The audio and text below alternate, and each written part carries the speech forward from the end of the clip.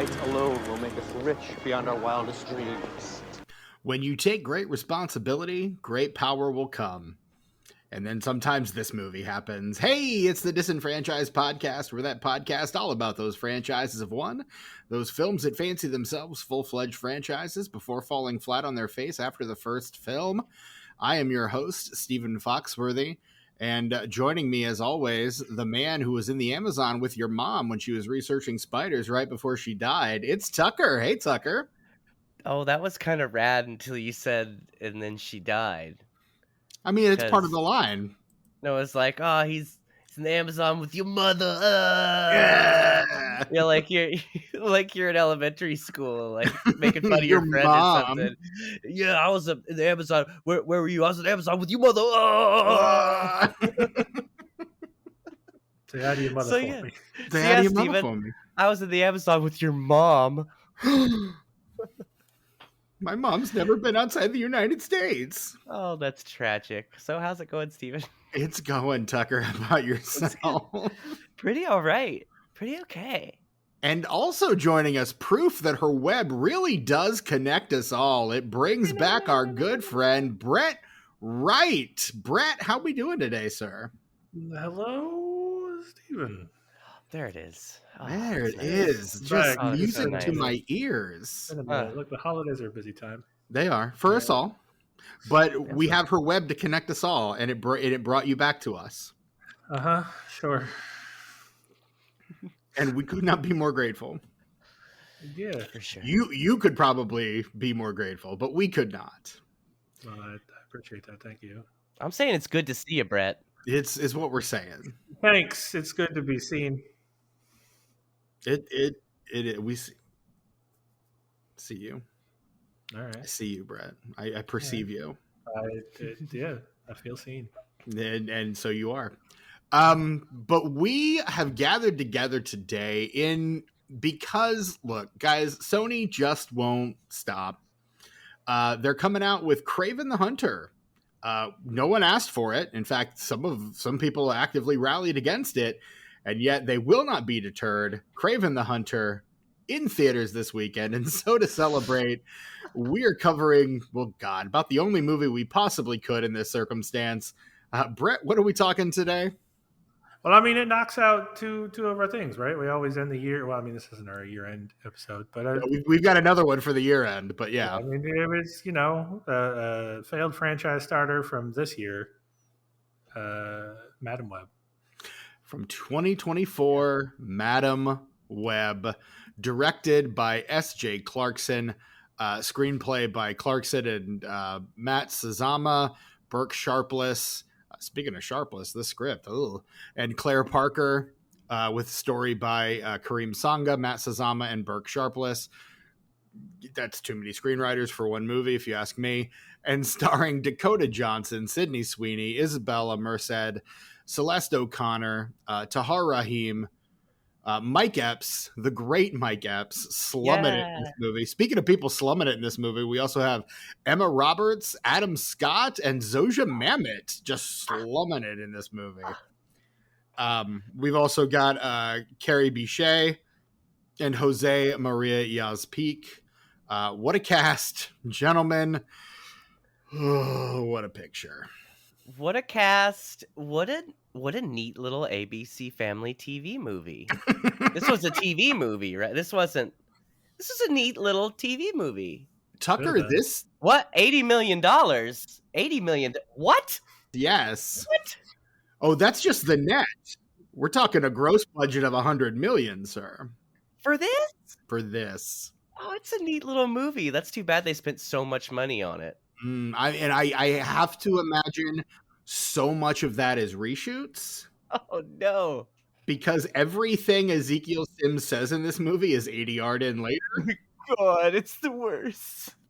Every time he talks, it's either the back of his head or from a distance, and his lips do not match what he is saying. Like, it is...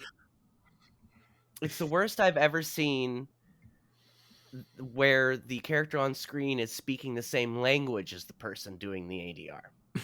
The only time it's been worse is when you're watching like a Giallo film or something. But that's dubbed anyway, so like you can't get really better than that. Yeah. I mean, that explains why his motives in this movie make zero sense. They really, I mean, oh my God. If you think about it for just a second, they fall Mm. apart. They just crumble like dust. Luckily, I wasn't thinking during this movie. I mean, that's a good idea. Not you should. You should shut your brain off when you're watching this movie. Otherwise, It's probably the way this movie made as much money as it did is just a lot of people shutting their brains off. well, I think also it as much as I loathe saying this about things anymore, but it went viral for how bad it was. Mm-hmm. But not in the way that Morbius did. Mm-mm. Like Morbius was so bad it's good viral, and then Madam Web was just so bad it's really bad, and Yeah. we should laugh about it. Go watch this movie to know how bad it is. I mean, or don't just take our word for it. I'm going to disagree with you slightly there, Brett. Because before you had said that this is worse than Morbius, Oh, it is. I couldn't get through 20 minutes of Morbius. I couldn't. It was just so horrendous. But this was kind of fun, you guys. What?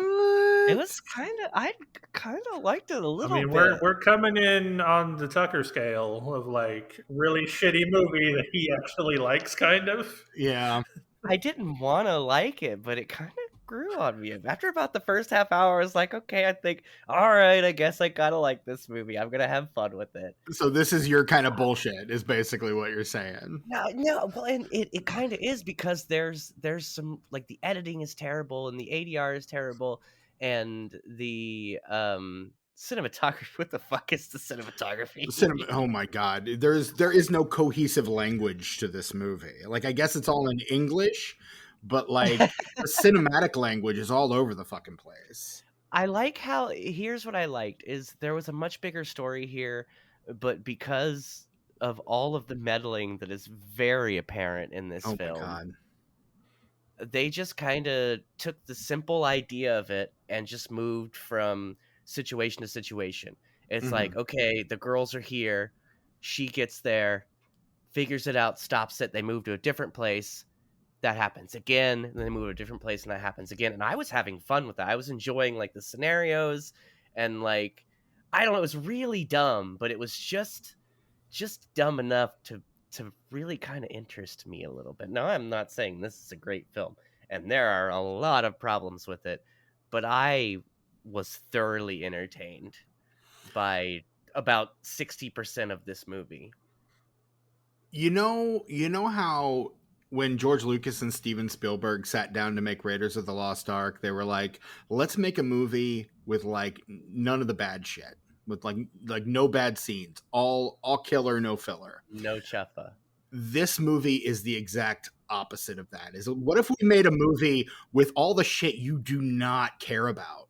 What if we made a movie where it's a superhero movie, but they don't actually fight or dress up in costumes? They just talk to each other the whole time. Except for little flashes in like a 5-minute scene of his dream sequence. It makes sense though, because this is a prequel to a Netflix series. That's what this is. A Netflix series that no one wants to see because this sucks. I would watch it. You're the one. That's what I'm saying. I think what's so disappointing about this movie is not that it's terrible, and you could argue that it is. It is. But there's no argument. It's terrible. That the quality, its level of quality is where it is, and they spent that much money on it. That's probably my biggest grievance with this film, outside of the action scenes where it looks like it's shot for a reality show, because it's move, zoom out, move, zoom. That was very irritating. Mm-hmm. Very irritating. A lot of things I don't like about this movie, but overall, that was kind of all right. That's fun. Like when it was over, I was like, just do a couple more of those little vignettes where like they're doing something and she sees it and has to figure it out. Let's do that a couple more times. Nah, dude, you're on your own on this one, man. We're not coming. Where you're going, I cannot follow. No, I'm very interested in this conversation that we're going to have, because I can't be moved, but I'm also probably going to agree with 90% of what you guys say about And that's what's going to make it so frustrating is you're going to be like, yeah, I know, but wasn't it cool though? And we're like, no, it fucking wasn't. You're going to be like, but it was though. But Yeah, this is going to become a Tucker episode. Yeah, very evidently. do you remember in Dumb and Dumber when they reunite and he's like I can't believe you would straight up do this and like totally redeem yourself. Like Right. that's Just when I think you can't get any dumber, you go and do something like this and totally redeem yourself. that's like every 5 minutes of this movie I'm like, oh my god, Oh. what the wow, that's actually kind of cool. No, see, at no point did I stop and say, oh my, that's actually pretty cool. I just kept going, God, and we're somehow getting even dumber. I think it distracts you with its dumbness. It did Does for it? me because there's so many things that I'm not sure about, but I like them. Like for example, the lead actress Dakota, what's her name? Dakota something. Johnson. Dakota Johnson, yes. That's that 50 Shades gal, isn't it? Yeah, daughter of Don Johnson and Melanie Griffith. Oh yeah, Don Johnson. I like that guy. Anyway, like I don't know if she was perfect for the part or the worst possible choice because her performance is so weird. Mm-hmm. So weird. And everybody else gives kind of a standard performance. And nobody does poorly. Everybody does. They say the lines best they can, with some of the horrible fucking dialogue. I was going to say, this is not Oscar caliber dialogue. But with That's for Dakota sure. Johnson, I can't figure it out. I can't figure out if she's nailing it or she hates being in the movie. But either way, it works for me. Based on the interviews she gave after the movie was made and she was promoting it, I think I have an idea as to how she felt about being in this movie. And it was not good. Either way, it works for me. And I gotta tell you guys, there is no non-Venom Sony Spider-Man movie that's any good. I agree. That I have any interest in. Had no interest in Morbius. I had no interest in this. I have no interest in Kraven until I saw Madam Web today. I felt the same way about it as I do Kraven, which is why is this being released? I'm calling it right now. Future episode of this podcast, Kraven the Hunter. I'm calling it. I'm going to be mad if that one ends up surprising me and I like it, because I'm kind of mad that I like this movie. They're just steamrolling. Like, at this point, they're on a roll. Like, it started with Morbius, and they're just going to keep chunking these out, and they're going to get worse and worse. And I can't find myself to care. Me being a big Spider-Man fan, I can't bring myself to care because there's no Spider-Man in these movies. There's like a sort of like hint, like a little whisper of a promise that they might meet Spider-Man later. Spider-Man is in this movie. No, he's Peter not. Parker makes an appearance as an infant. You guys. That's not. No. Yes, he does. Don't does do he that. not? Don't. No, that's what they're doing. That's not me. No. They're doing it. I'm not doing it. That's what they're trying to do. I would say did it, not me. They're not doing it because legally they can't do it. That's true. I'm just saying it's done in the film. There's something that's done in the film. Emma Roberts is in here for some reason. For some fucking reason. She shows up in this movie. I'm like, Emma, no. What? Emma, what are you doing? No. And like seriously, it's her, it's Mike Epps, it's Adam Scott, it's Zoja Mamet. I'm looking at the four of them and I'm going, you're better than this, though. You know that, right? Like, you're absolutely better than this. Dudes, yeah. Yeah, dude. And Sydney Sweeney, at least, actually is a Spider-Woman fan, apparently. She really demanded they do that scene of her hanging upside down, that iconic Spider-Woman pose. Like, I think the costumes look good. She demanded they do that shot. So. For the 20 seconds you see them, I agree. Yeah. Yeah. That's what's frustrating, is you get a 20-second to a minute like tease of something that was probably supposed to be in a sequel, We see them in costume in the next one. I would say it was probably supposed to be the climax of this movie, Yeah, that's and yeah. reshoots and re-edits and a whole bunch of other shit made them decide to put it as a dream sequence. See, I can't imagine what we know as we've been doing this for as many years as we have. Right. I'm not entirely sure. I feel like, especially with how Sony does things, that was just supposed to be a tease for a sequel. Well, in Sony, the mind-bogglingness of their decisions, I think, is rivaled only by Warner Brothers at this point. Because say what you will about Sony, at least they didn't, shelve this one for a tax break, right? Like they actually released this piece of shit in theaters and said, "Hey, watch what we did. Do you like this character? Hope not, because we kind of ruined her." We tried. An effort was made, not much of one. Let me go on a bit of a nerd rant real quick, because it's not even either. It's like a combination of the two versions of Madam Web from the comics. It's like she becomes old Madam Web at the end of the movie, but she's not actually old, right? And she's pretty much the modern day Madam Web through most of the rest of the movie, but she's not. But they're not. There's nothing alike at all. The powers don't match up. Do you mean her mother wasn't in the Amazon researching spiders right before she died? No, I mean, look, to be honest, I don't know a whole lot about the modern day Madam Web, but I can tell you for sure the old one wasn't. Okay. I know the old one exclusively through the cartoon.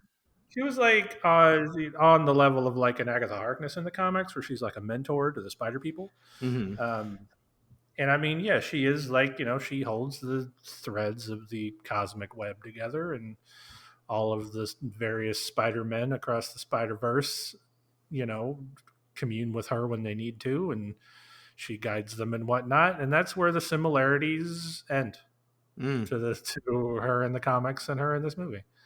I don't know what they were trying to do. I don't think they know what they were trying to do, Brad. I don't think so either. Do you guys remember when the main character of this movie just left the girls she was protecting for a week and went to South America and jumped in a lake, and then she could control her powers? Remember when the movie just stopped? So that she could do that? So that we can fulfill the promise of the guy who's like, she will come back, and when she does, I will be here. That's a whole episode. How did they not make this a Netflix series? They got the Marvel Netflix series guy to direct it. Just make it a Netflix series. This would have been fine as a Netflix series. That's too. I mean, it's too. I don't want to say confusing, but it's definitely like, how could they have done that and not stepped on, regular MCU toes and pissed off them? Right. Because they're already walking the line of pissing them off. Like, they're on the edge. So, I mean, yeah, making it a series probably wouldn't have been a good idea. But no. And I don't think Sony would have wanted to compete with the shit that Marvel's putting out in terms of their films. Or her going back there was, had I not been with my dad seeing the movie, is probably where I would have walked out. When they hit us with the fucking, I'll be back in a week, with great power comes great responsibility line, but changed. So you get the reference, but it's not actually the reference. You get it. Nudge. They flip it though, because she'll get her power when she becomes responsible. Fucking stupid. That is, I think, the most damning thing about these continued Spider-Man films is they have to come up with new ways of saying the great power, great responsibility line. They have to tweak it. And do they though? They feel like they do. They think they need to, but I don't. We see one in Civil War when Peter's trying to explain to Tony Stark why he does what he does, and it's just he hasn't figured it out yet. He hasn't it's not cohesive. Then you get it again in No Way Home. Again, Aunt May. So well, hold on. In the MCU, it's different because his origin story is different. That's why they have to do it differently there. and that's why it eventually shows up fully formed in No Way Home, because that's when it happens. That's Right. when he gets the phrase. Sony's different. Sony's doing it that we have to twist it so we're not the same, and we're not technically doing the thing that could get us sued, but like How would it get them sued though? That's the thing. They own the rights to it. Like, it's their thing. They have a contract with Yeah. Disney. So here's the thing. Right. I think the reason that they make all of these not Spider-Man movies but always sort of allude to Spider-Man in some way is because they think that if they make one of these good enough, that they don't have to have a contract with Disney to make money off of Spider-Man.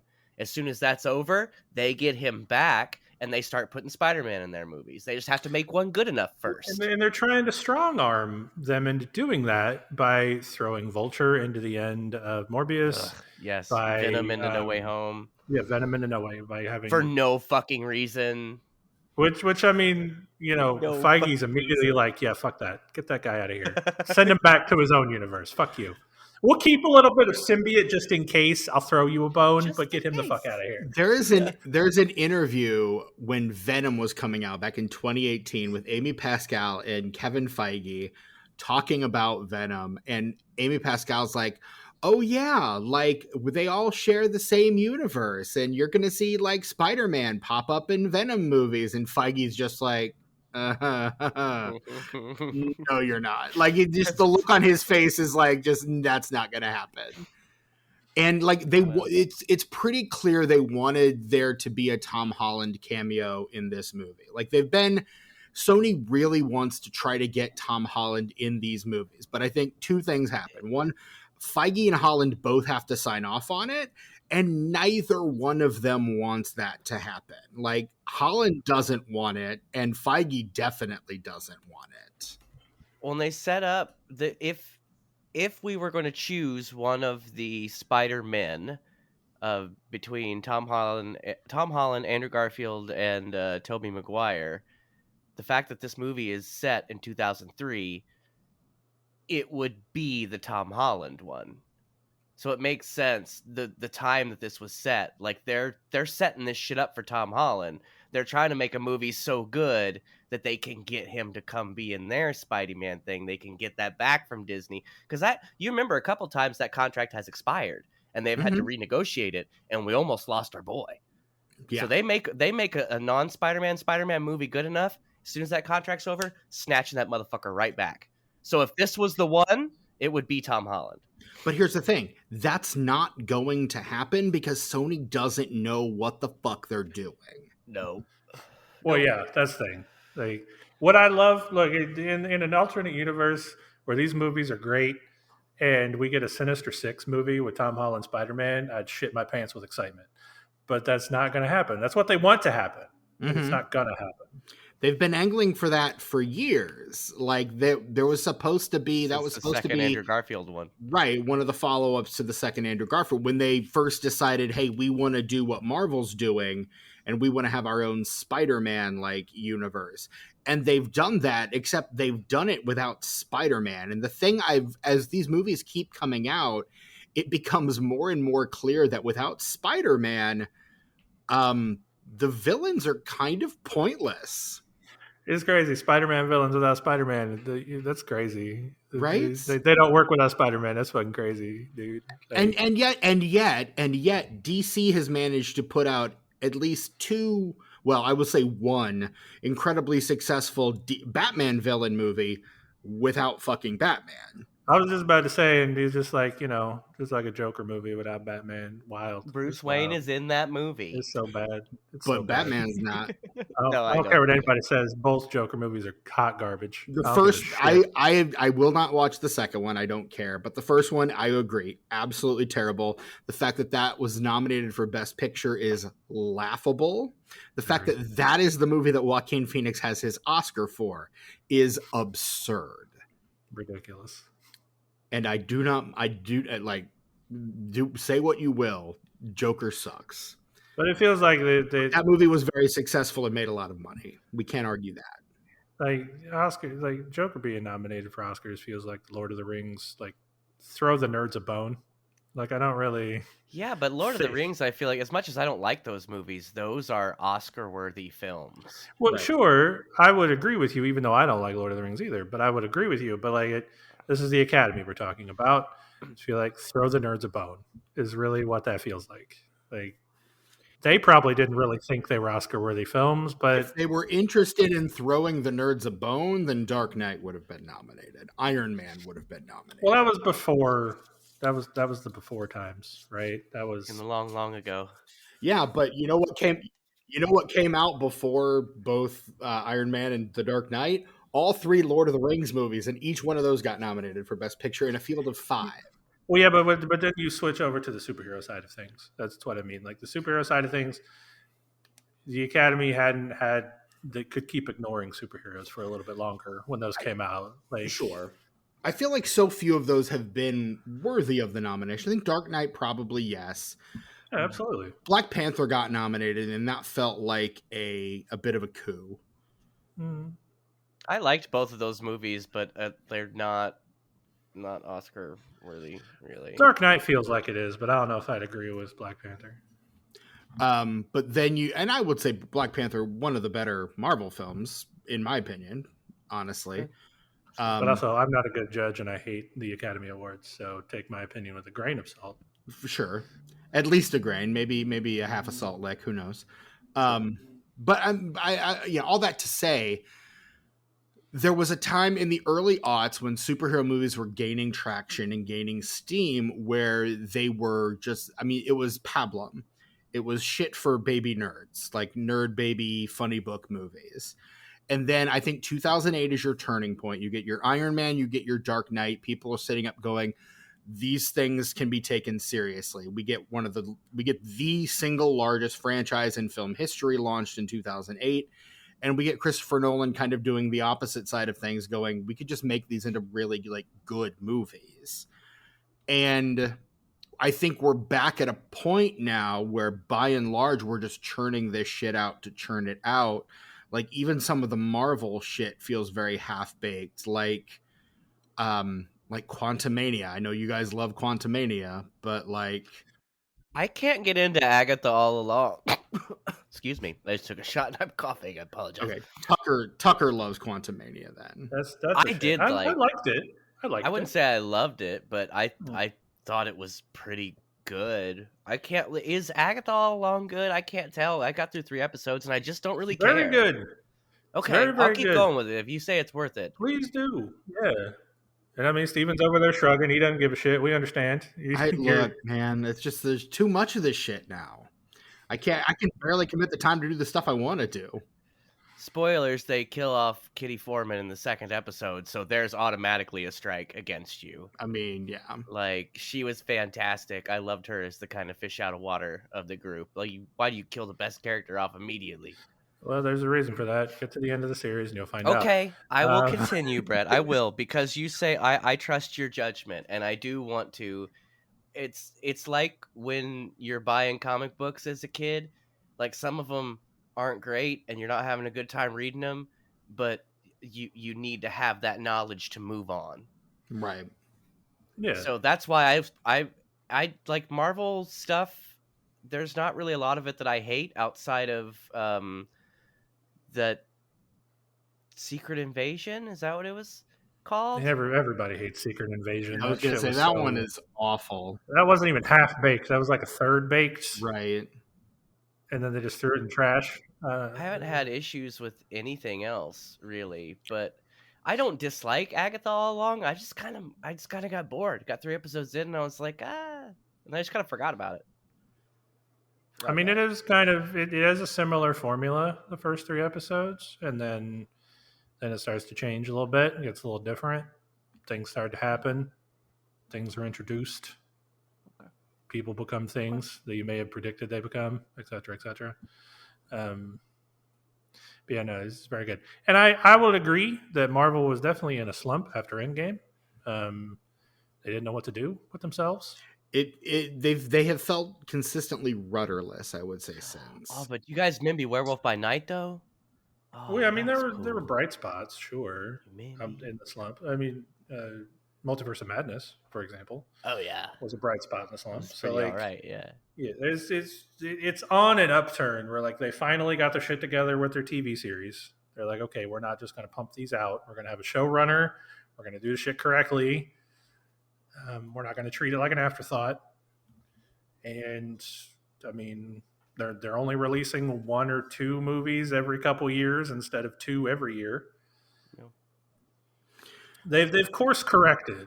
They're fixing it. I hope that's true, and I would like to see them like figure that shit out. But there's a part of me that's wondering maybe it at this point maybe it's too little, too late. Who's to say? I mean, as a fan, I would say it isn't. Sure. You're also saying that from the point of view of someone who's over it. I'm so tired, Brett. I'm so tired. Like I kept up with this shit for years, and I'm just so exhausted by it now. Yeah, it's the age-old argument here of like, well, that's how comic book work too. Like I was saying, yeah. But here's the thing: sometimes you can put down a run and just be done Yeah, that's with true. it. You can, you know? Yeah, absolutely. But with comic books, you can't put down a run you didn't like and go, man, all this is shit now. What are they thinking? Like, you can't do that. That doesn't work. I mean, you can look at, and there have been times where like the DC implosion in the 70s where like they're putting out like tons and tons and tons of books and they're just by and large not very good. Like there's a few bright spots, but by and large it's not good, and so they cancel like over half of their monthly titles. I'm glad you said the 70s because you had to specify which year that happened because that's not the only time that's happened. No, I mean the New 52. It happened again there too, where they just put out a bunch of shit. And I tried to get into New 52. I'm very familiar with the New 52 and how much that failed. Yeah, so. and and again, comics is cyclical in that way. Like there's always going to be shit like that happening in comics, and some of it'll work and some of it won't. But you know, so much of it is about gimmicks, and that has, I think, kind of pervaded the movies a little bit, to the point where you're kind of looking for these gimmicky things, and you know, it's something that I've harkened back to a lot. The truer it is to the spirit of the book, the better a sale it'll be, and I think that's why so many of these Sony titles have failed. Is they're kind of working off the lessons from the early aughts. Like these feel like early aughts superhero movies. Absolutely. In a way where they don't have that like adherence to the books themselves. They're riffing too much and they're throwing as much stuff in as they can just to try to see what'll stick. And that's not a recipe for success when it comes to this kind of movie and this kind of storytelling. It wasn't then, and it certainly isn't now. Mm-hmm. Because we have something to compare it to now. Exactly. I mean, we always did. We could always compare it to the books. And I mean, there were always still the early bright spots of He Who Must Not Be Named's X-Men, Sam Raimi's Spider-Man. Like you still, even in the early aughts, you had your bright spots. I'm with you, fellers. So thanks, sucker. Always appreciate an "Oh Brother, Where Art Thou" reference. Yeah. So Brett, you saw this movie in theaters earlier this year when it first came out. Tell us about that.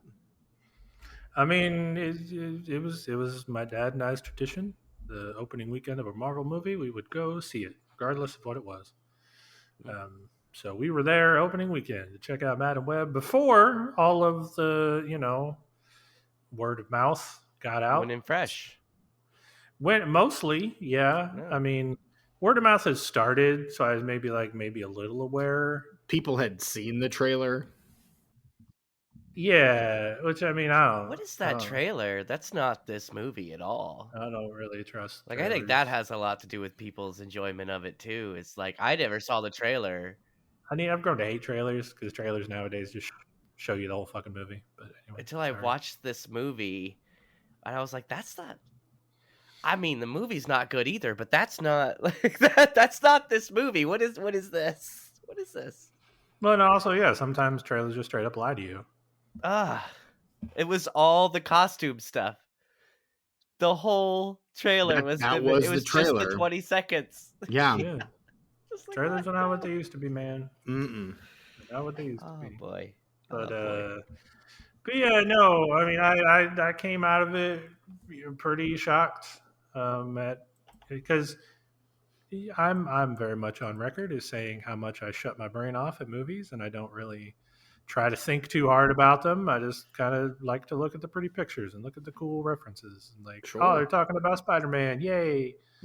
I know that guy. He's great. I love Spider-Man. I know that guy. But the difference is, I will if it is that bad, it'll worm its way into my shut off brain and go, wait a minute, we're not watching something we should be liking. Right. Whereas my dad actually is that guy. My dad is the yay Spider-Man, and like didn't really have any problems with it. So Am I gonna go see this? Should your dad and I watch this together, Brett? maybe you should. Hi, you don't know me, but we've got to watch this movie together. Clear your calendar. Yeah, I mean, he thought it was fine, but he's not critical of much. So, which maybe I get from him a little bit. But, Yeah. So I mean, yeah. No, I mean, there was definitely a lot of things that I didn't notice until after the fact. There is still that, the general bread of it all, like the stuff that people have to point out to me because I didn't think about it at the time. But Sure. that's the gift that keeps giving, Brett. You watch a movie and you get a certain amount of enjoyment out of it, and then you watch the ending explained videos and you're like, oh, I'm getting more enjoyment out of this film, even Yeah. after I've finished watching it. Or in this movie's case, the opposite, where I was like, oh, I get to hate it more. How much more I hate this? Content based on this film, so you're getting something out of it, is what I'm saying. Well, sure. Like, for example, how time doesn't make any sense in this movie. It Nope. really doesn't. Really doesn't. 0%. I stopped worrying about time after about an hour in. I was like, yeah, I'm just not going to think about that anymore if I want to have a good time. And see, that was after an hour of this movie, time was all I could think about. Like, I've wasted an hour of my life on this movie. The whole diner scene and her getting there, that's the most egregious time discrepancy thing. God, yes. Yeah, the time that she teleports to the diner. It doesn't make any sense. Nope. She walks there so quickly, but it takes her so long to drive. Right? Right? And Yeah. before you realize that she's gonna come and hit him, which is like up until the point where she comes through the diner and hits him, Right. you're like, Really? this Because is the end I of the figured movie. that out a mile away. This is the end of the movie right here. Like she's not gonna get there because what back roads is she taking? That's taking her like 20 times the time it took her to take 3 steps from where they were in the woods to the diner. The absurdity of it all is almost admirable. Yeah. I knew that almost. couldn't be the end of the movie because they hadn't had a Pepsi product placement big enough yet. What? She has the can at the beginning. I mean, there's so many cans of Pepsi. But yeah, that sign at the end, fucking huge. I thought the sign was cool. And it was so stupid. It was so stupid that this dude is so powerful.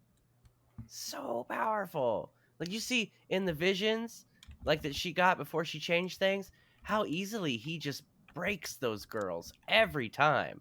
Every time. And Homegirl's just like, oh, JK, and pushes him in front of a sign, and that's it. It's almost as if the logic in this movie doesn't make any sense. Right. That's what I'm saying. The absurdity is almost admirable. Is it though? There should be an award for it, but not like a raspberry where you're punching down, but being like, you guys, you might have done it on accident, but this is the most absurd thing I've ever seen. This is your award. Here is your trophy. I was gonna Good say job. you do not have to hand it to them. I'll just come out and say you do not, in fact, have to hand it to them. You can get a vision of you handing it to them. Right. And then decide not to at the last And minute. change that future and decide not to. Right. There it is. Wow. Oh God. You know what I want to do? I want to start my own award show called The Absurdies. And it'll just be movies. We're not going to think about their quality, but how absurd can they get without losing the standard viewer? That's what we're going. That's what we're. I guess it would be without losing me, because I'm the Academy. I'm the Academy in this one. Yeah, if you had your own award show, Tucker, just Pootie Tang would sweep every year. Right. That movie came out decades ago, but it's still winning these awards. It would be getting lifetime achievement awards every year, and like we'd have new awards. Like now they have the Dr. Dre award, like at the Grammys and shit. It would be like that. We'd have the Pootie Tang award. Plus, I'd make up some new award every year for Pootie Tang to get. But outside of that, the Sarate Award, Bob the Costas Wadata Award, the Bob Costas Award. Yes, Brett, you brilliant son of a bitch. Yes, that would be the best sports movie of the year. We get the Bob Costas Award. No, but yeah, that would be cool. I could do that, but no, the rest would be. It would have to be from that year. It would be an annual show. I mean, Pootie Tang would always play a part in it, but everything else would be current within a 12-month range. Yeah. Okay. Dudes, yeah. dude. Hey, you guys. Let's make that happen. Do you want to know my history with this movie? Sure. Oh yeah, we're 40 minutes in. Let's get back to the format. I feel like we're kind of doing it backwards. We've been doing that a lot lately. I'm not gonna lie. And I think maybe it's not backwards anymore. Maybe we embrace the change. Maybe we just like barf out all of our deepest, most intimate thoughts for an hour, and then, do the legwork, go through the routine. We had so much to say about this movie in particular that we couldn't stop ourselves. Good or bad, there's so much to say about this movie. Right. So much to say. We're like tripping over each other trying to like get all of our thoughts out. Right. Yes. Look, you guys, I have a lot of time, and I don't like to really do this anymore because of the time thing. And this one's going to take a lot of effort. But when people hear this, I can't believe I'm committing to this. When people hear this, fuck. Ugh! I hate my integrity. Whatever it is, you don't have to. No, I have to now. I've made a pact with myself. Not one time will you hear us talk over each other. You madman. You crazy son of a bitch. Why would you do that to yourself? At this point, while I'm editing Future Tukey, man, don't I suck? Don't you hate me? Don't you fucking hate me right now? Oh, I suck. I'm in the Amazon. Hey, Future Tukey, I'm in the Amazon with your mother. Oh! Then you insult him. What the hell? Fuck that guy, man. That's what we call salt in the wound, just rubbing it in there. Good lord. Oh, guys, who are we kidding? I exist outside of space and time. It doesn't matter. I've already experienced that. That's true. You do slip timelines all the time. So my history with this film, let me tell you guys, never saw it, never had any desire to see it. Completely, like, I knew it existed because it was a whole thing, Mm-hmm. I don't give two fucks about this. I'd rather step in a pile of dog shit than watch this movie. Like, because at least then, like, I'd have to focus it with the hose and get it off my shoe, and like, actually I'm accomplishing something. But I had no desire to watch this. But I watched it tonight. I finished it about a half an hour before we started recording this, and How'd that work for fine. you? It was all right. I thought it was a neat little TV movie. Like I said, it was a neat little TV movie that cost $80 million, Barf.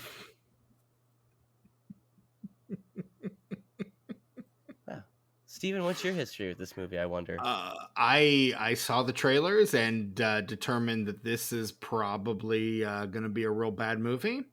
And then I put it on the list because I knew pretty much instantly this was going to be, like, this was an interesting year because there were two movies that I had on the list while they were still in theaters.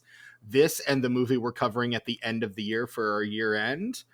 Like, I pretty much knew those were going to be our those were going to be movies that we would end up covering on this podcast. And Dude, so I yeah. knew I'd have to cover it at some point, and then we determined that whenever Craven came out, we were just going to cover Madam Web. And I said, oof, and we did it. And here we are. talking Madam Web. So I knew I was going to have to see it eventually, and it turns out I was right. We did, and I did. So I watched the movie, and yeah, I did not have the fun time with it that you did. It's too bad. I understand your reasons, but I do wish that you could have experienced the joy I experienced. Hey Brett, are you there? Brett? No, he's not. He's yellow. Okay. Yeah, he said it's trying to reconnect him. Okay. 5 minutes later. So Brett, oh. Hello. Hey. Oh. Hi. I'm on my phone app. I'm on the app. That's so cool.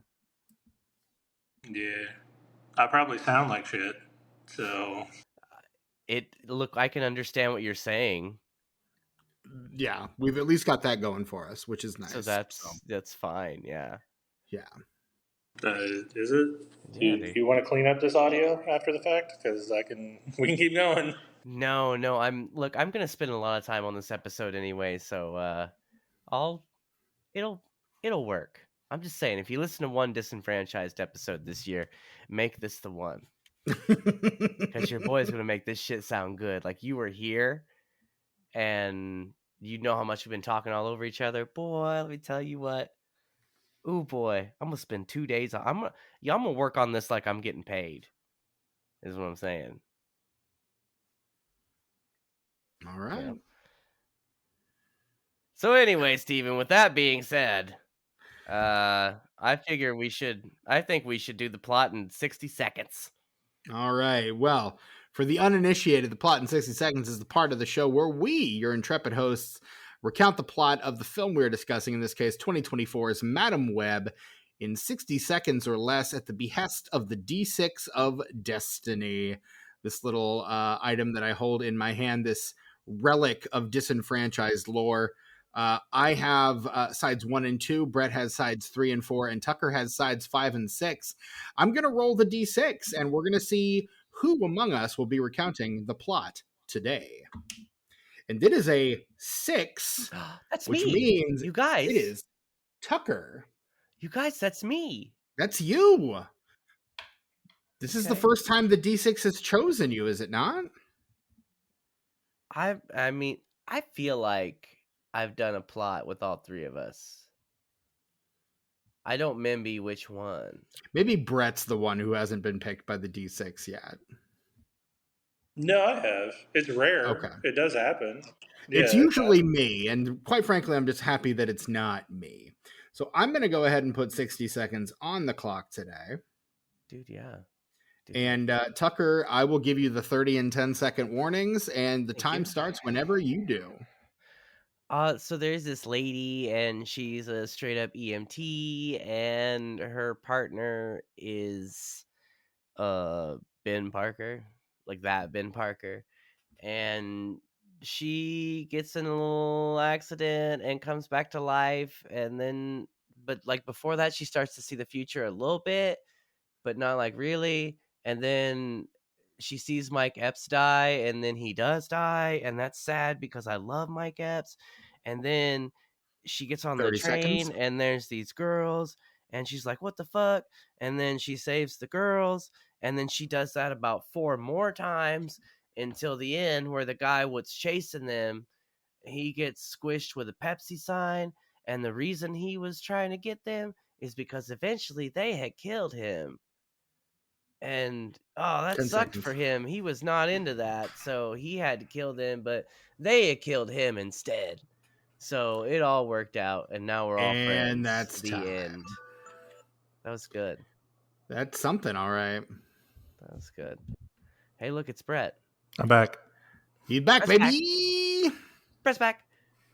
Yay, 3 different bits of audio I have to put together and make sound the same. Whee! Yay! I mean, I didn't say much during my terrible audio time. You could No, it was probably just cut mostly that out. us because Yeah. we echoed through yours. So But you know what makes that easy is like Very the sorry. waveforms. I can see what's like an echo and then like what's you talking, and I'll just cut that. I don't care how shitty it sounds. I'm just gonna cut it all out until you speak. It's gonna be Yeah. fantastic. Oh, You okay. guys are gonna love it. Best Yeah. episode ever. This is the one. Sure. I appreciate Madam it. Web, baby. This is my demo reel. This is my my portfolio for when I go to become a podcast editor on the side. When you choose to abandon us to become a podcast editor. I would never. You guys come first. Much love. Appreciate that. We sure do. Anyway. Madam Web. Whoa, Madam Web, woo! Man, this movie sucked out loud. I'm sorry. Not a woof. Oof. Big damn oof. Just something we didn't acknowledge when we were ranting about all the stuff at the beginning is we didn't even. I tangentially mentioned it, but we didn't really talk about the Spider-Verse movies that are actually good and made those by are Sony. legit great. Yeah. But I would say that's because Sony has actually hired competent filmmakers to put those together, as opposed to what it's doing with this section of its universe, which is just like holding out for Marvel to like come to their senses and realize they need us when Marvel definitely doesn't need you, Sony. Like, get over yourselves, please. Here's the difference. I think Sony sees the animation as a lesser art and that its appeal is not as broad, so they don't care about it as much. So they're not meddling in it as much. And that's why the Spider-Verse movies are good, because they make a lot of money for them, but they don't care about them. That's not what they want. They love making that money. Mhm. They want a live action Spider-Man, something that does that. And that's why even though the first one hit and they're making the other two and the second one hit, they're not like in that shit. Sony's like, whatever, do it, make us another $100 million. I don't care. We're doing this. Shut up. Right. You know, like they're making it happen, and the animation, it's compared to doing that in live action, is relatively cheap. So the return on something like either of those Spider-Verse movies is going to be, I feel like, so much more. That's a good point. I think. Yeah. Especially considering how long it takes them to make a Spider-Verse movie. Right. I wish they'd hurry up on the third one, because I wouldn't have seen the second one if I'd have known how much of a cliffhanger it ended on. I'm still mad about that. Still. Take your time, Sony. Make the best movie you can. 2026. I wake up sometimes thinking about how much I hate the ending of that movie. Just like sweating. Angry. That was my birthday movie last year, and I would say Such a well good worth it. movie. So good. Yeah. Loved it. Just like the first one, so good. But how you gonna give me cinematic blue balls like that, Spider-Verse? How you gonna do that? I was there. I was ready. Like, I was about to pop cinematically. And Yeah, cinematically, right. Frantically checking your watch, like, wait a minute. We don't have enough time. What? Oh, uh-oh. no, Hold on. it all happens so quickly. I don't check my watch because it doesn't seem like an ending. I'm not looking at that. I'm not thinking about that. And they get to this climax where it's like, oh shit, oh fuck, it's all about to pop up. Credits. I should mention a friend of the podcast, Brock Boytz, worked on Beyond the Spider-Verse. So I'm glad. Fantastic. Or Across the great. Spider-Verse, yeah. That's pretty awesome. We're gonna have him on the podcast at some point, probably to talk about the Peanuts movie, a movie he also worked on. What, Steven? Are you The talking what about a movie? movie about someone who plays piano? Schroeder plays piano in the Peanuts movie, but yeah. The what movie? The what movie, Steven? Peanuts movie? Oh, Whoa. Peanuts. Okay. More enunciation is helpful when you're saying that word. No, less enunciation. The film of the movie.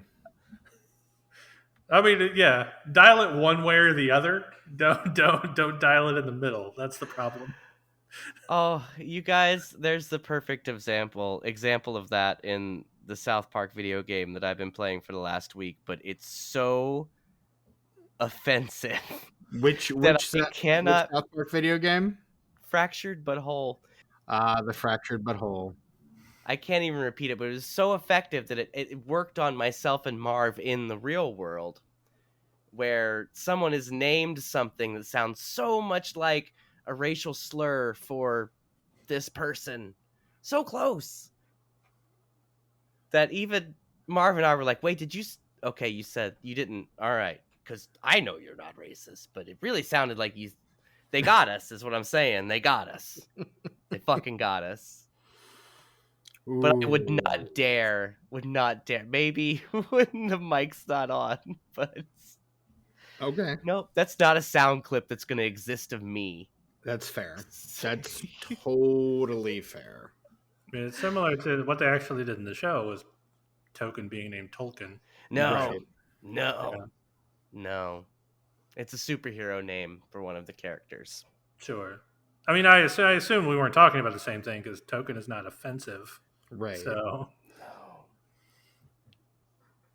The cops they've are done it really before. racist in South They've Park done it. in that game. I did not finish the fractured butthole. I did finish the Stick too of bad. Truth. Stick of Truth, yeah. Was Stick the of Truth movement was great. system too much for you, being a non-gamer? No, I there were a couple parts that were just really tricky for me to get past. Okay. Was it the spontaneous butte? That level took me way longer than I expected to get past. That took me 2 tries. It took me way more After than the first one. I kind of figured out what I needed to do. It's, I don't know. Games like that are weird because you have so many characters you can choose from, and you have your party, and you have to...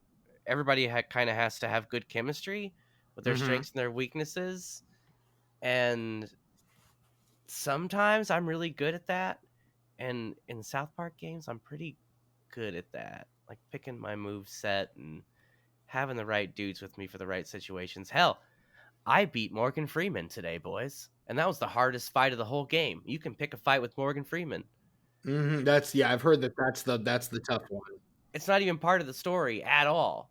Right. It doesn't... You get an achievement for beating him, but like nothing in the story changes. It's nothing. It means nothing. Like classic RPGs. He's Right. this game's ultimate weapon. He's Yes. a secret hidden boss. Yeah. And it took me 2 times, but damn it, you guys, and an hour and a half. That battle, the second time I tried it, when I beat him, it took an hour and a half for me to beat him. Yeah. It's like a QLEX in Super Mario RPG. The new QLEX, the 3D QLEX, the added fight they added to the remake, took me about an hour. It was it's one... Well, and it's perfect that you mentioned Super Mario RPG, because it's one of those battles where like this whole game is for people who aren't into RPGs. It makes Except it for simple this so one you specific part. So you could do it. And so if you're someone who... I'm not an RPG expert, but I've played RPGs. I understand them. And so I prefer something like the Stick of Truth or Fractured Butthole or Super Mario RPG, because it is a little less complicated, you know. But then you get to the Morgan Freeman fight and you can't slack anymore. You have to use your healers. You have to use your protectors. You have to use everybody exactly how they need to be used, or you're not getting past like half of that fight. You're dead in like 20 minutes. If you're doing it right. And me, the guy who's slacking the whole game, because I'm like, this is easy. Like, I barely have to think about this. Then Morgan Freeman comes along. I had to take a break. I was like, all right, I need to strategize. And I spent about a half an hour getting my team together and getting my powers, because in Fractured Butthole, you can, after a certain point, you can change up your powers to different classes, and Right. each move could be a different class and everything. And so I was trying to get the perfect thing going and figure it out, and I did. And that final Morgan Freeman battle, an hour and a half, you guys, between 6 o'clock and 7:30 this evening, I was fighting Morgan Freeman, which resulted in his defeat. That's one of the most rewarding like video game experiences is when you do spend an hour, you know, just pumping your brain at full capacity, trying to manage everything for an hour straight. Because the worst feeling in the world is getting them almost dead, and then you have a lapse in judgment and you die. That was the my worst. first try. He was 3/4 of the way done, and I fucked up, and then I realized where I had fucked up in the past. It's like, all right, I have to do two different things here. I have to figure out how to do them differently. But that feeling of victory after an hour of just hyper focus is one of the greatest video game feelings of all time. Yeah. Ooh, yeah. This has been a little trip over to Brett's video game corner. Yeah. Didn't I tell you, Steven? Did I tell you we were going to the video game corner?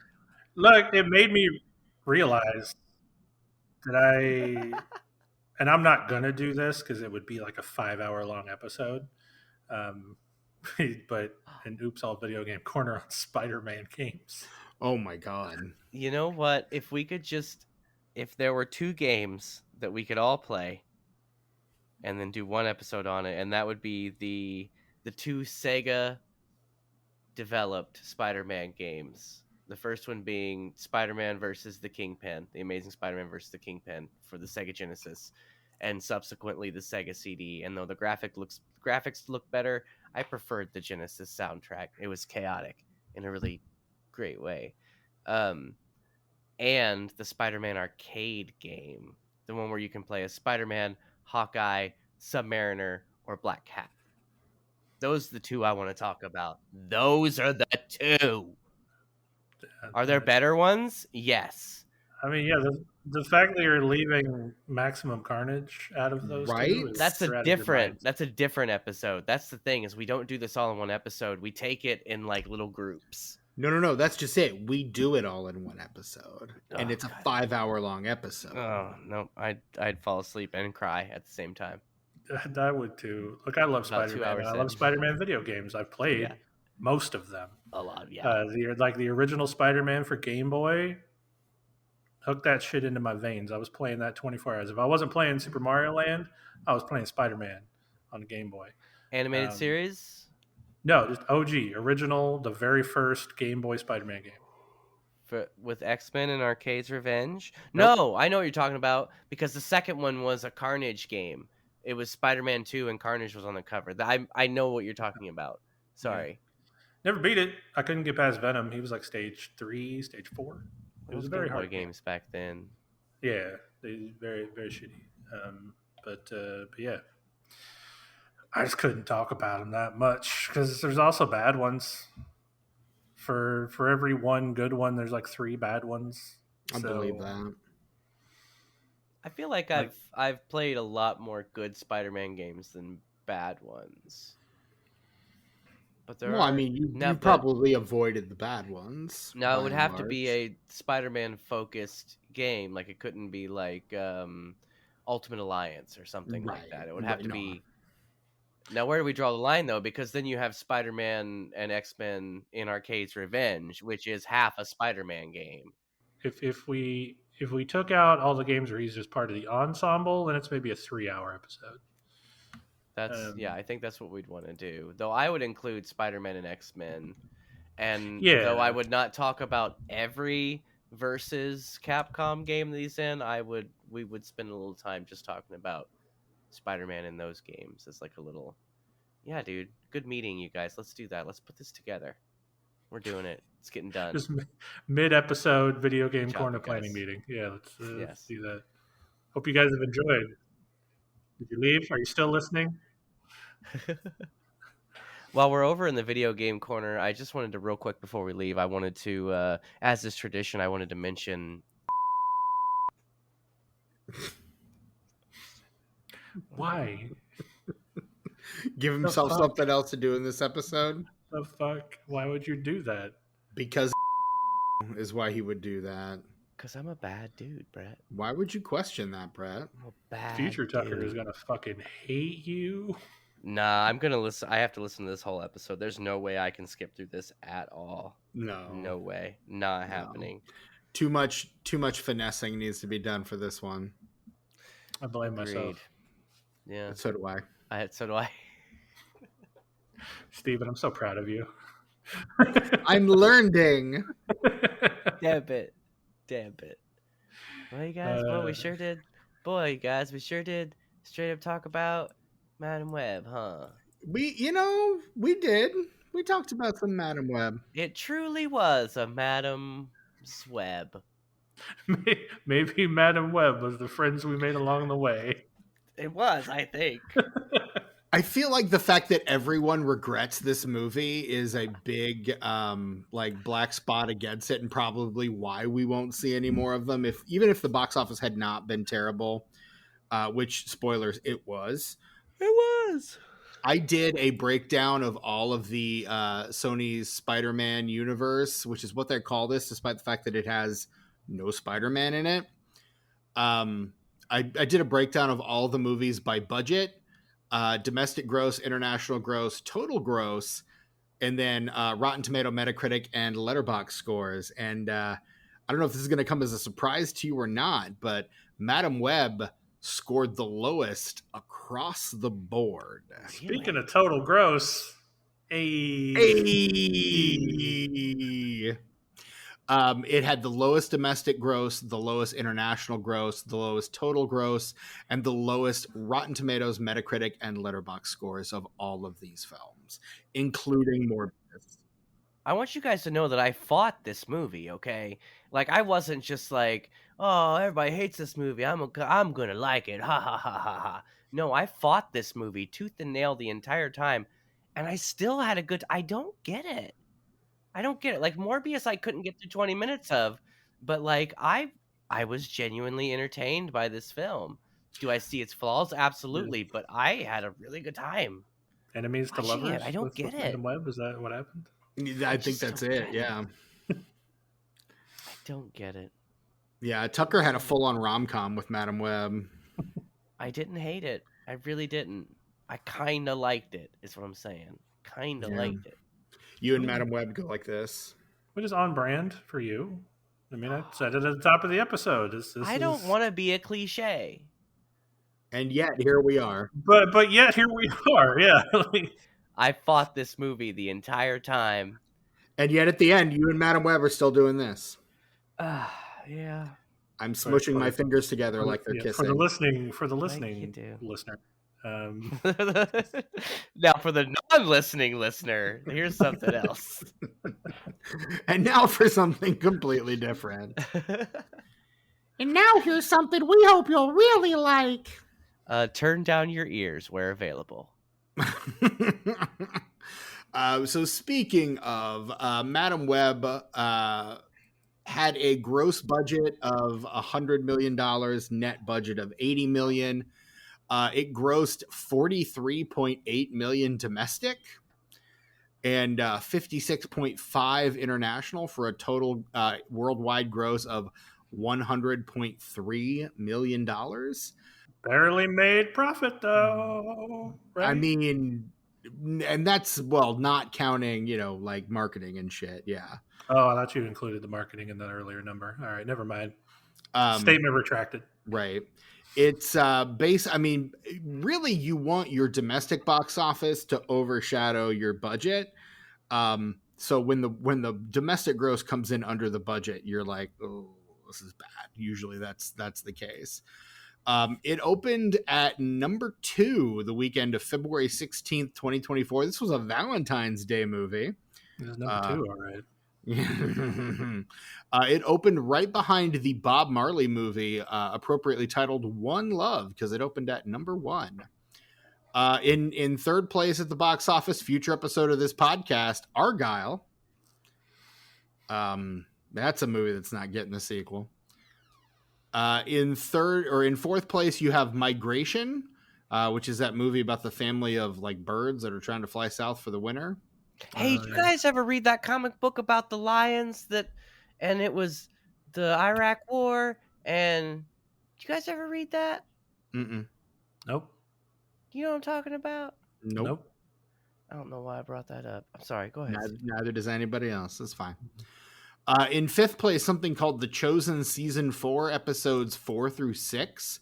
I don't know what the fuck this is, but it's a Fathom Events, and apparently it opened at number 5. It's probably an anime of some kind, I'd imagine. Oh, there you go. In sixth place, Wonka. In seventh, The Beekeeper. What if there was a beekeeper? In eighth place, Anyone But You. In ninth place, Lisa Frankenstein, which I maintain was I pretty like damn fun. I liked that a lot. I would like a 4K of that. So upset that nobody gave a shit about that movie. It's I way mean, better than anybody gave it credit I'm for. gonna get a tattoo from that movie, not because I like the movie so much, but because I like the tattoo so much. Still, I want to get that 4K if it ever comes out in the US. And in 10th place, something called Land of Bad. Looks like it's got Liam Hemsworth and Luke Hemsworth and Russell Crowe in it. Look, I hate to keep doing this, but Madam Web, talk about Land of Bad. Okay, Hey! That's number 4 of this episode. but you're a bad dude. And this Only is, one. Steven did one. I did the other 3. Brett, this is why we need you here more look, frequently. I can't help it when they're right there. Dude, and we love it when you do. The tomatometer score on this one is 11%. The critics' consensus: Madam Web's earnest approach to the title character's origin story has a certain appeal. Does it though? No. But its predictable plot and uneven execution make for a forgettable superhero adventure. Hard agree. I don't know if it was a predictable plot. Could you even follow it to predict how it was going to end? The premise, and I liked that even though the whole timing, the way time flowed when she was driving to that diner, as we were speaking of before, I love that she got stuck behind a log truck. Final Destination. Because this is Two. such kind of a Final Destination sort of thing. And I think maybe that's why I kind of took a shine to it, because it does I think this movie should be smarter, but for me it doesn't have to be. It has to be about as smart as a cheap horror movie for this premise to work for me, and it does. But it's not that smart though. That's the problem. I think the premise is. I think the execution is stupid, but the balance is just enough to where that's very entertaining to me. Well, yeah, the premise is good because Madam Web is a cool character. Dude, yeah, dude. They just don't want there to be any kind of consistency with how her powers work or anything else. Is it? But now, to be fair, once they introduce the whole deep Spider-Man lore into the comics, like the Spider Totem and all Spider-Men are connected. Fuck all that shit. I don't like any of that, but that's me. It got really fucking weird. Yeah. Agreed. But Madam Web's still a cool character. Or Spiders Man. I have to mention Spiders Man real quick. You know who Spiders Man is? Is he a man made of a bunch of spiders? Yeah, in his universe, Peter Parker fell into what is basically a vat of radioactive spiders. Mm-hmm. They devoured his body and absorbed his consciousness. So it is a bunch of spiders that think they're Peter Parker. I mean, that's kind of the premise of Swamp Thing. That's amazing, though. It's like 6 million spiders in a trench coat. It really is. The fact that they have a collective consciousness that thinks it's Peter Parker. That's the fucking that's the icing on the cake. Thank you for reminding me that Spiders Man exists. I had forgotten for a brief time, and now you've brought joy to me for weeks. I need Beyond the Spider-Verse to have a Spiders Man cameo. He needs to be in there. Well, that's the thing. He would have to have some kind of speaking line because you can't just have Spiders Man in the background somewhere because he just looks like Spider-Man. Right. You can't tell that he's made of spiders until he talks or spiders come out of him somehow. Do you hear that, Steven? He's made of fucking spiders. No, I got it. I'm along for the ride. I am in this conversation also, Tucker. It's just so ridiculous. I can't. Ow. My cheeks hurt, you guys. We gotta stop talking about Spiders Man. Ow. Anyway, carry on. What were you saying? I'm sorry. I was saying the Metascore on this one is a 26 based on generally unfavorable reviews from 51 critics. And Tucker, care to take a stab at the Letterboxd score for Madame Web? So this one's tricky. Mm-hmm. And it's tricky because not only did people not like this movie, but it was a meme not to like this movie. Like talking shit about this movie was essentially a meme. So that kind of throws my Letterboxd radar off a little bit. So, oh gosh. It's got to be I can't go sub 2. I'm going to go sub 2. It's going to be fuck a duck between 1.7 and 2.2.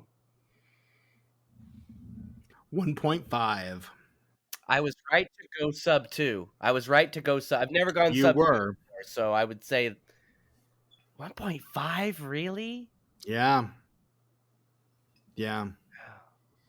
Average of 1.48 based on 347,547 ratings. I'd really like to check out the positive ratings. I had an idea when I looked on IMDb at the reviews. I had an idea of where I would land on an IMDb score, and so I sorted it by them. And people who gave that score, their review kind of summed up how I felt about the movie. They were like, "Oh, this is a neat little movie. Like, this doesn't seem like a big budget movie. It seems like a TV movie, and for that, it's fine. But it's not that, so it sucks." You know. Mike Flanagan's Letterboxd review is literally just the Nicole Kidman "We Come to This Place for Magic" AMC speech. Accurate, yeah. One of our finest filmmakers, Mike Flanagan. Yeah, dude. Good shit. Speaking of Letterboxd scores, Brett, out of 5, how are you ranking 2024's Madam Web? I gave it a 2 because yay, Spider-Man.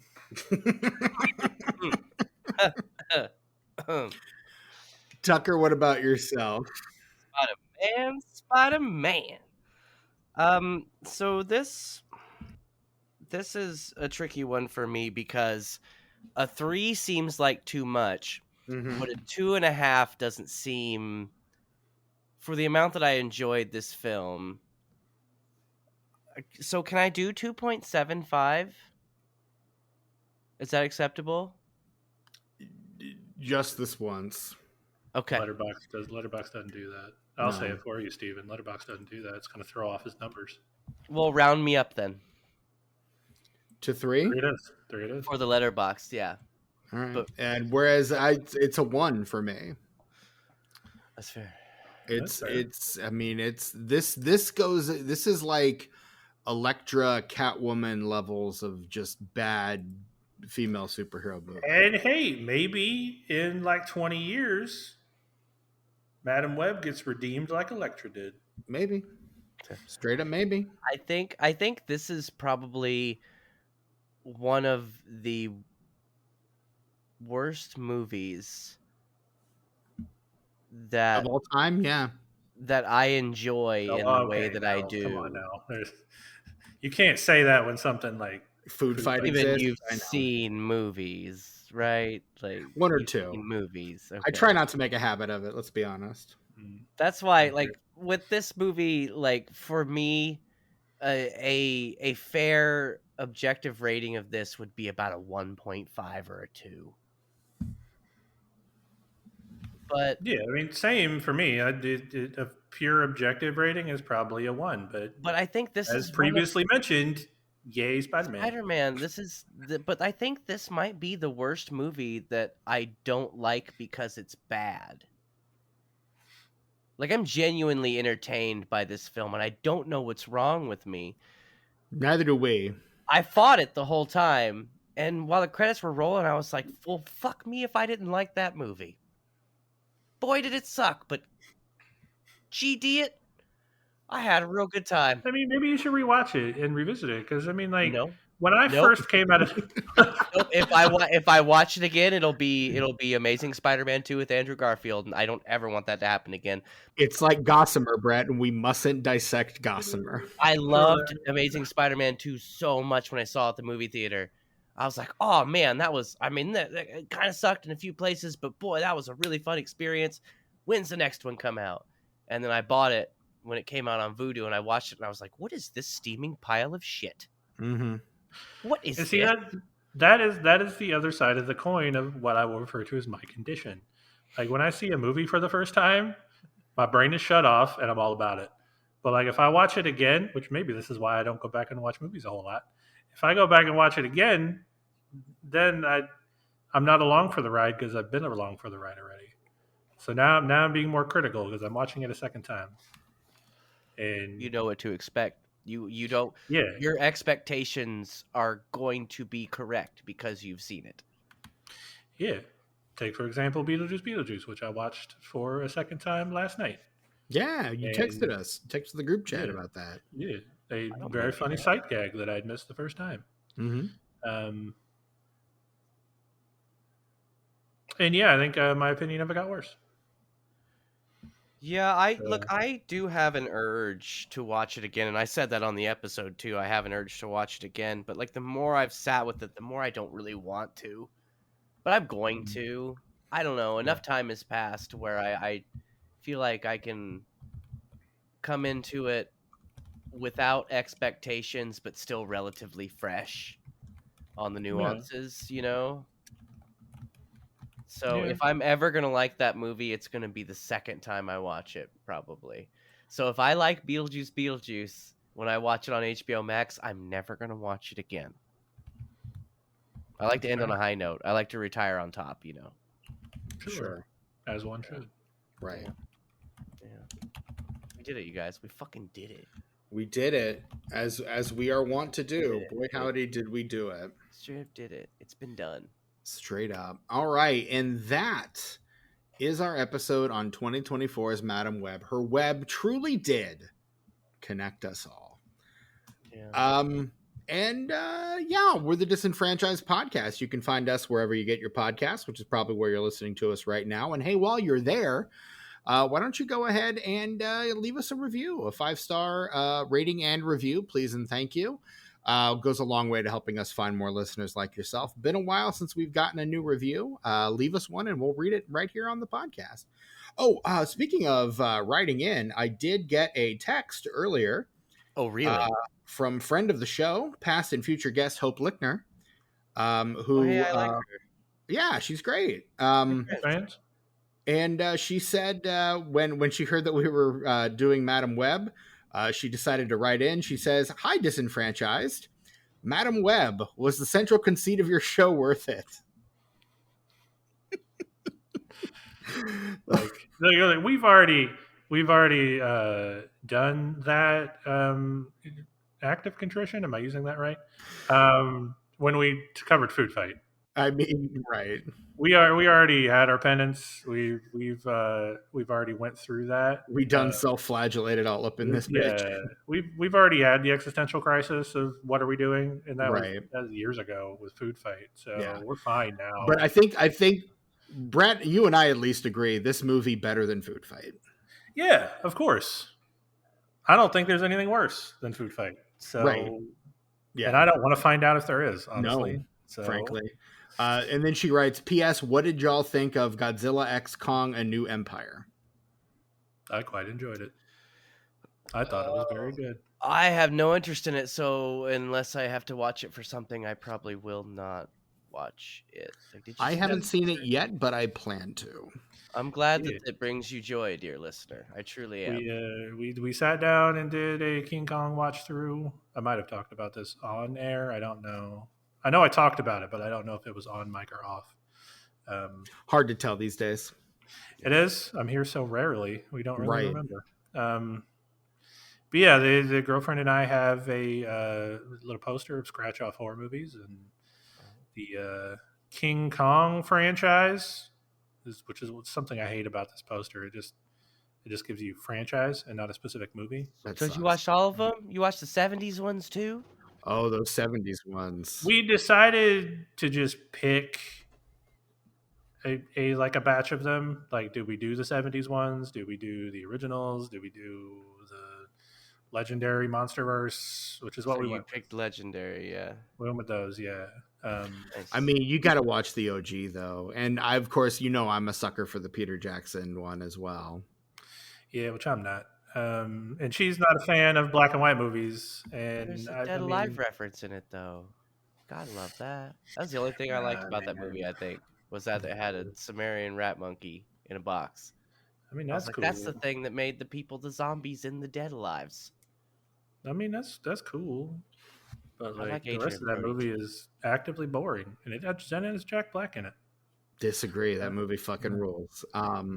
Go listen to our episode and you hear all of my opinions about it. Yeah, Brett and I basically square off on that movie. You know, stepping up on each other, kind of loking up. Yeah. But the legendary, I enjoy. We didn't watch the Godzillas because she was more interested in the Kongs. I've seen the Godzillas. I'm more of a Godzilla fan. She's more of a Kong fan. King Kong is one of my favorite movie monsters. Hey, and that first one for Legendary was good with you got the It's John really C. Reillys. And It you was got the really fucking good. I was Jacksons. surprised John how Goodman, good. Brie Larson, Goodmans. Yeah, Tom Hiddleston, Tom Hiddleston. Yeah, Samuel Jackson, the movie was really fucking good. Shea Wiggum. Yeah, Yeah, Yeah. dude, yeah. fucking great But movie. no, the newest one, New Empire, very Yeah. good. Very Right good. on. There you go. Enjoy it. But yeah, leave us a 5-star rating and review. And if you want to support us otherwise, head on over to patreon.com/disenfranchpod. For absolutely no money at all, you can join for free and join the official conversation of the Disenfranchised podcast. You'll get our main feed episodes will drop on the Patreon weekly, and you can comment right there. And Tucker and I usually will, one of us, usually Tucker, will respond to those, and you have it's your door to talk directly to us. And then for $5 a month, you get access to all the behind the scenes content, episodes of Disenfranchised, including our recent ranking of all the Ghostbusters movies. Unenfranchised, you get Oops All Christianity Corner, Oops All Video Game Corner, and you get What Are We Watching episodes when we record those. In fact, I think we're going to be recording one later this week, if I'm not mistaken. Look, all we need to do is get back on track with them, and then I don't think bi-weekly would be too much to ask for any of us, honestly. And if we have to do with Brett seems to be the one who watches the less because he seems to be doing a lot of work and stuff. Mm-hmm. So even if we could do 2 bi-weekly, 1 with Brett per month, Yeah, that would be great. We just got to get caught up, and I think the yeah. idea I had earlier today is going to work. We just have to find the time to get it together. and finding the time's going to be the big challenge there. We have to clear those lists, gentlemen. We have to, because mine has grown to larger than the size it was. I watched more stuff between October and now than I did all summer. And I still haven't given my list from the summer. So No, I've got my yeah. list, and I've watched so much shit. I kind of feel bad for having my solo episode because I really thought that was going to work, but we ended up not being able to get together to do the stuff, so it didn't. Yeah, it's funny that Tucker was like, yeah, we'll do solo episodes. And then Tucker's like, solo episodes suck. I was like, says the only guy who's ever gotten one, but okay. It wasn't. I did not enjoy doing a solo episode. I would have rather had you guys say yours, but it was by the time I was done with mine, it was 2 hours. I think Yeah. we get back on track, we clear our lists and get back on a schedule. We'll be all right. And that's the plan, Stanuels. Okay. Staniels. But yeah, and then you can find us on social medias. We're at Disenfranched in a lot of places, but not every place because fuck Twitter. But yeah, come find us. Sometimes I'll update that shit. Maybe. And yeah, you can find me, your host, Stephen Foxworthy, on certain social media platforms at Chewy Walrus. Sometimes I update, sometimes I don't. Most of the time, hey, guess what? I don't. But you know, that's just the risk you take. Brett, where can we find you these days on social medias? You're on what? Instagram and Blue Sky? In Letterboxd, yeah. Letterboxd, yeah. All right, cool. Let them know what platforms, so they don't got to Yeah, go dude. searching each and every one. Like, oh, is he on Twitter? Nope. Is he on Threads? Nope. Fuck no. Maybe. I mean, I'm on Threads. I just don't use Threads. Well, if you're on Instagram, you're on Threads. I barely use Instagram though. Let's be honest. That's too bad because that's where I'm most active. I know. We know. You'll get your turn, Tucker. But anyway, I'm on Instagram and Letterboxd, and I've started using Blue Sky because it's not a terrible place. It's Blue pretty Ski? nice, actually. Blue Ski's pretty good, man. Blue Ski's coming around once the melon burned Twitter to the ground. Mm-hmm. Everybody flocked over to Blue Ski, and it's pretty good. It's a nice place. Feels like early days of Twitter. So that's good stuff. I'm Sus Warlock on all of those places, by the way. Sus_Warlock on the places that allow for underscores. Yes. And Tucker, hey, guess what? It's your turn. What about you, sir? Hi, it's me, Tucker, and you can find me on social media at Instagram and on YouTube at Ice909. That's ICENINE, the number 0, and the number 9. Also, man, shit, I don't know. Straight up, Tuck Mugs even exist anymore? Tuck_mugs? Nobody's sending me guest mugs. I can't seem to get my shit out. I don't know, man. Is it over? Is Tuck Mugs over? It might be. No, it's not over. Tuck mugs no more. You've got just a pile of mugs in a trash can, and you're walking And I'm away walking from it in the rain. away from it in the alley. Yes. Oh, man. Spider-Man references. Yay, Spider-Man. Find an artist to make that. Take money out of the Patreon fund and pay an artist to draw that. Please. We're not doing anything else with the Patreon money. Let's just get that drawn. I think it's worth it. I have a special folder on my computer of drawings of me that have been done and released into the open, and that would go great in there. But no, Tuck Mugs, look, no, we're not shutting down, okay? Tuck Mug is still alive and well. It's just, we have an off season, basically, and sometimes that occurs in the strangest times, which, like now, because I'm not busy at all. I'm chilling most days in the last couple weeks, just chilling. So it doesn't make any sense that there's no Tuck Mug stuff going on, but just hold on, Tuck Muggers. Hold on for one more day. Things are going your way. I'll tell you, my favorite riff on the Spider-Man No More thing is the one from Marvel Zombies, where it's literally just his skin hanging out of a trash can and a skeleton walking away. It's fucking great. Marvel Zombies. That's so great. You guys, I used to have this really great shirt, and it was the cover that is parodying the Hulk Wolverine cover, where you see the Hulk in Wolverine's claws. Mm-hmm. Man, that was a great shirt, you guys. It fit me so well, and it was one of those where it wasn't like an iron-on. It was like a screen print where it was like part of the shirt. Like, it wasn't on top of the shirt. It was in the shirt. Oh, such a good shirt, you guys. Sounds like a good shirt. Yeah, I had moths in my closet, though. Oh, that's not good. Painted up. No, that's never happened to me, but I'm just realizing at 42 years old that that's what mothballs are for. I knew that mothballs existed, and I knew that people used to get like little holes in their clothes when they stored them for long periods of time because moths would nest or whatever. Mm-hmm. I never put those two things together until about a week ago. That's a cool story, bro. Thank you. Wow. Wow, indeed. Tuck Mugs. It's coming.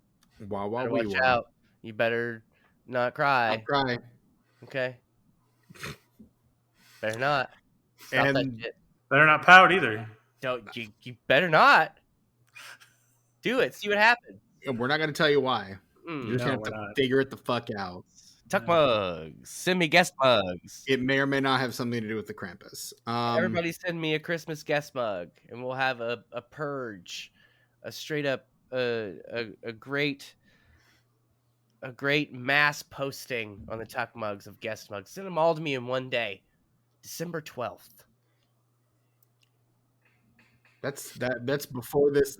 That's before this episode airs. Before this episode Yeah, well, look, it's Madam Web, dude. I'm like looking into the future and shit, and like changing it somehow, but then like taking longer to do it than it took to happen when I saw it. So like, I don't know what the fuck is going on. See, I was gonna make a Control reference, like you're the director. Janet Jackson, yeah. This isn't the oldest yeah. house. Yeah. When you find a document that talks about the hiss before she actually names them the hiss, it's the whole It's a whole thing. Well, the board is always listening. That's true. They're right there at the tip of the board nail. is always listening. Yeah. And that is our episode on 2024's Madam Web. For my co-hosts Brett Wright and Tucker, right? I'm Stephen Foxworthy. Until next time, we'll be in the Amazon with your mom researching spiders. Yay, Spider-Man!